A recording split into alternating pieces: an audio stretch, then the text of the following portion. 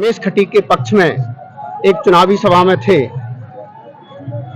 आप किन मुद्दों को लेकर के जनता के बीच में जा रहे हैं? आपको क्या लग रहा है कि भारतीय जनता पार्टी चुनाव जीत पाएगी? भारतीय जनता पार्टी सदैव विकास और प्रगति के मुद्दों को लेकर के जनमानस के साथ गई है और आज का जो जनसैलाब आपको दिखाई दे रहा है सभा के रूप में नहीं, आशीर्वाद देने आया जो माननीय प्रत्याशी जी को, आप अब दिखाई दे रहा है कि करेरा की विधानसभा भारतीय जनता पार्टी जीतेगी, आदरणीय रमेश प्रसाद खटीक जीतेंगे।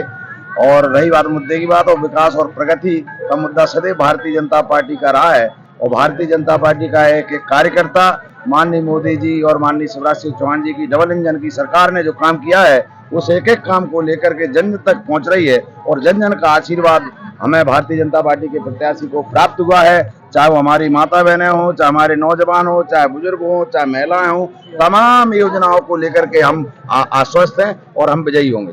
अच्छा, दूसरा प्रश्न है कि कुछ मुझे गुटबाजी दिख रही है, क्योंकि आपके भारतीय जनता पार्टी के प्रत्याशी के जितने भी कार्यालय हैं वहां पर एक गुट विशेष के लोग ही संभाल रहे हैं। वहां पर कोई सिंधिया गुट का या अन्य कोई माने दिख नहीं रहा है, इसमें आप क्या कहेंगे? देखिए, ये तो हमारा देखने का नजरिया है, हम किस चश्मे के आधार पर उसको देखते हैं। चूंकि कार्य के संचालन में और कार्यालय के संचालन में एक कुछ ही लोगों की आवश्यकता होती है और वो कुछ लोग जो कार्य वहां पर कर रहे हैं और कार्यालय का संचालन कर रहे हैं वो केवल और केवल भारतीय जनता पार्टी के निष्ठावान कार्यकर्ता हैं और उन कार्यकर्ताओं पर किसी को संदेह नहीं है, किसी को भ्रम नहीं है। बहुत अच्छे तरीके से कार्यालय का और चुनाव का संचालन हो रहा है। आपका प्रत्याशी कितने मतों से चुनाव जीतेगा?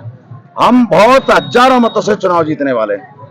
धन्यवाद। आप कुछ कहेंगे? आप चूंकि करई क्षेत्र के एक प्रसिद्ध व्यक्ति हैं और आप करई के का प्रत्याशी आपके बीच में आ रहा है और सभा में भी था, आप भी थे, तो क्या भारतीय जनता पार्टी चुनाव जीतेगी? किन मुद्दों को लेकर के जीतेगी? जीतेगी। मोदी ने बहुत अच्छे काम किए, शिवराज ने बहुत अच्छे काम किए और लाड़ी बहनाओं को पैसा डाला, मुफ्त में डीपी दी, संबल योजना में गरीब लोगों का हित किया, यानी विकास के मुद्दों को लेकर